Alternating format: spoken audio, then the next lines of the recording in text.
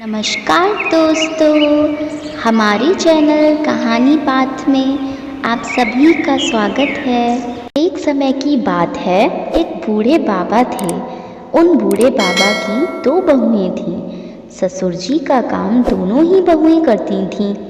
उस दौरान जब कार्तिक मास आया तो ससुर जी कहने लगे कि बहू, मैं कार्तिक नहाना चाहता हूँ। तो बड़ी बहू ने सुनते ही मना कर दिया और कहा कि आपके कार्तिक स्नान का काम मुझसे नहीं होगा, आप छोटी बहू से कह दीजिए।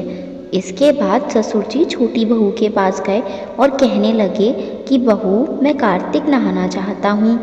छोटी बहू सीधी सादी थी। उसने कहा कि जी पिताजी, आप बताएं मुझे क्या करना होगा।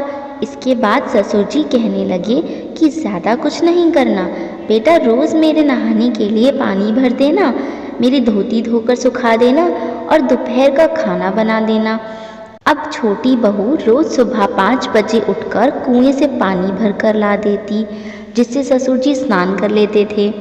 उनकी धोती धोकर सुखा देती और दोपहर में ससुर जी को गर्म गर्म रोटी बनाकर खिला देती।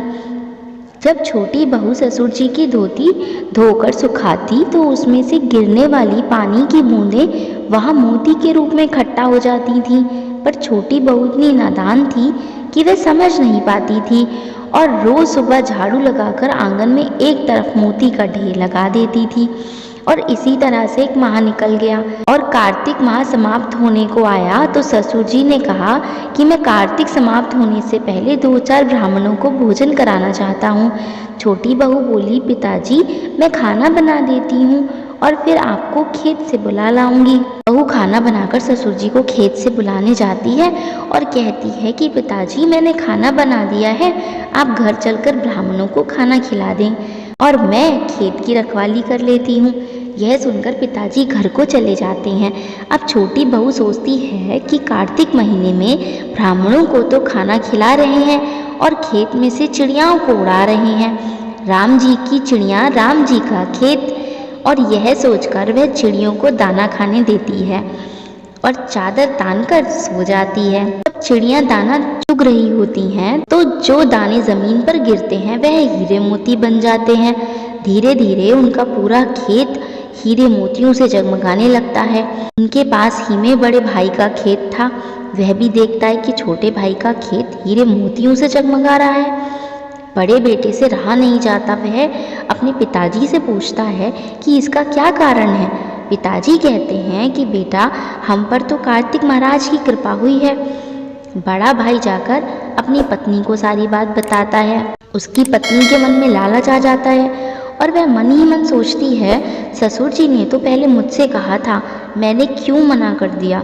अब वह साल भर इंतज़ार करती है और जब कार्तिक महीना आने वाला होता है तो जाकर ससुर जी से कहती है कि पिताजी, इस बार कार्तिक स्नान नहीं करेंगे।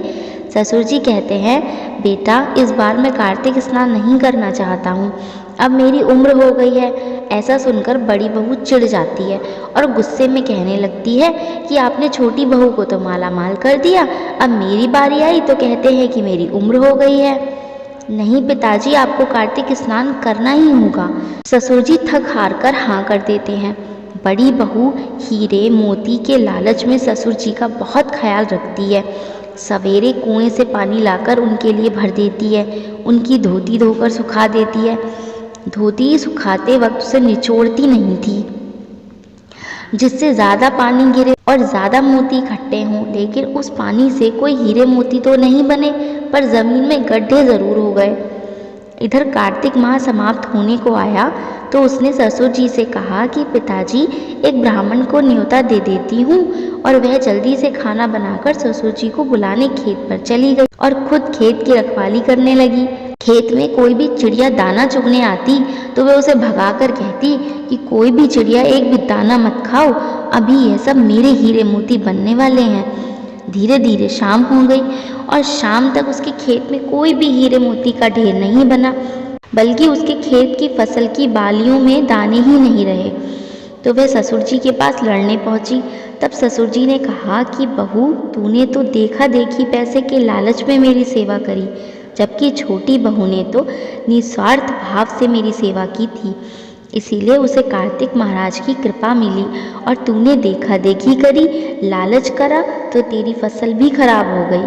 हे कार्तिक महाराज, जैसे आपने छोटी बहू पर कृपा करी वैसे ही आप सब पर करना, और जैसे बड़ी बहू पर करी वैसे किसी पर भी मत करना। कथा अधूरी हो तो पूरी करना, और पूरी हो तो मान करना। बोलो कार्तिक महाराज की जय। दोस्तों, कार्तिक महाराज की कथा को लाइक कीजिए, शेयर कीजिए, और ऐसे ही और कहानी कथाएं सुनने के लिए हमारे चैनल कहानी पाठ को सब्सक्राइब कीजिए।